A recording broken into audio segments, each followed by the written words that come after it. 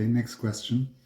Should a spiritual master work in small groups or large groups? Should they focus with a small group to help each individual attain the same level of understanding and consciousness as themselves? Or should they teach in larger groups so that the whole world can benefit from their wisdom? Well, maybe the way I ask the question is already the answer. But, it depends on the master, what they want. I know it as a therapist, psychotherapist. I also have groups. Sometimes it's a small group of 10, sometimes 60, 70 people. And it's very different. And not one is better than another. They're just different.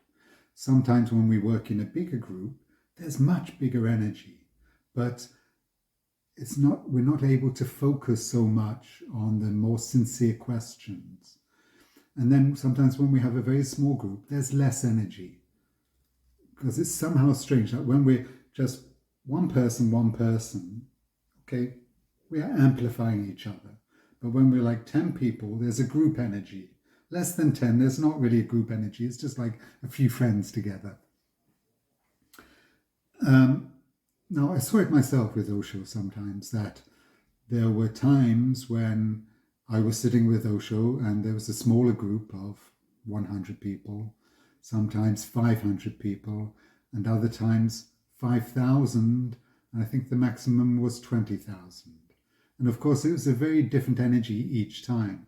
And I could observe how Osho responded differently.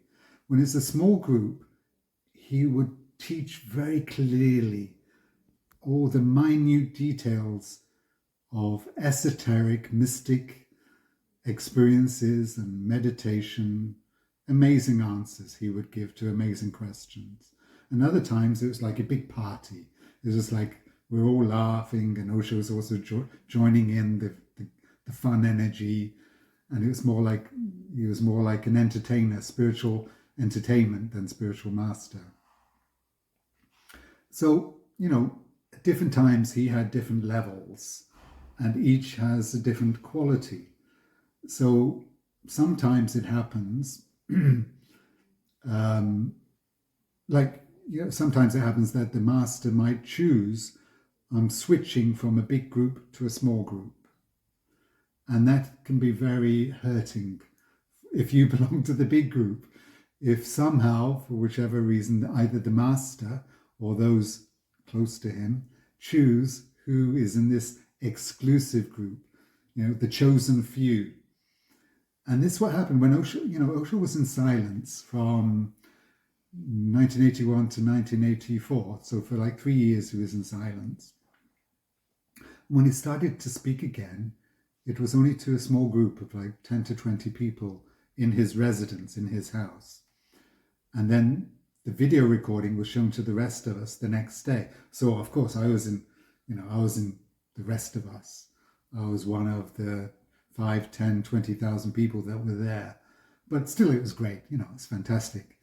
Of course my ego would have loved to be the chosen one, sit at Osho's feet. But then again, I understood it when Osho said, it doesn't matter how physically close you are, it's how spiritually close you are. Because sometimes the people that were sitting so close to him, their egos were so big. I am the special disciple. I am the chosen one. And their egos are physically close, but the ego, it's a barrier. They're physically sitting there, but they don't feel Osho. They're just, I'm so special.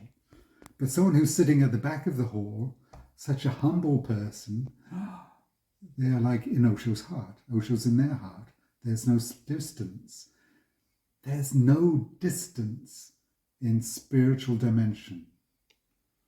Even, so this is when we have purified our fourth chakra.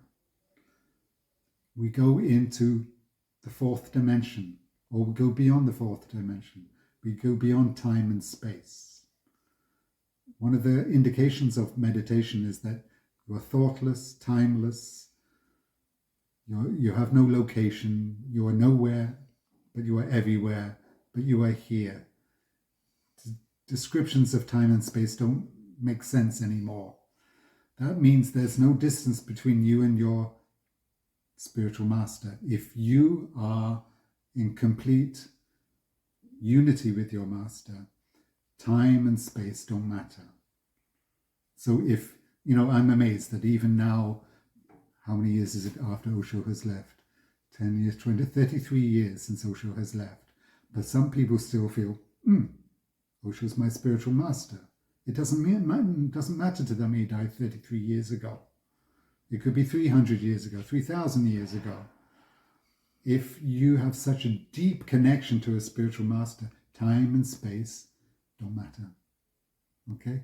So sometimes your master might work with you very closely, and sometimes he might even deliberately kick you out of the close group. And he would play, Osho would love to play with people's ego. There's too many stories? Okay, another story. There's a story from when Osho said there was a group of 21 sannyasins who had become enlightened.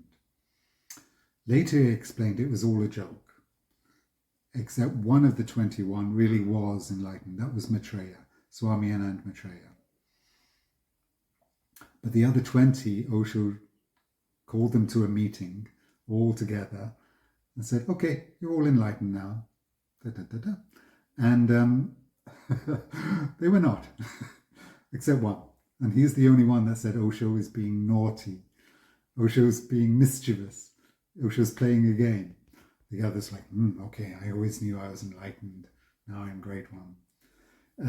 Manisha, very beautiful. She was the one that was asking Osho questions. She took it very humbly and said, okay, if Osho said I'm enlightened, I'm enlightened. And she experienced it as a great meditation technique for her. Somehow she knew she wasn't enlightened, but she trusted. Okay, if Osho says this is enlightenment, I trust him. And so when she was in a bad mood, she remembered, oh, I'm enlightened, so bad mood is gone. Okay, that's Osho's game.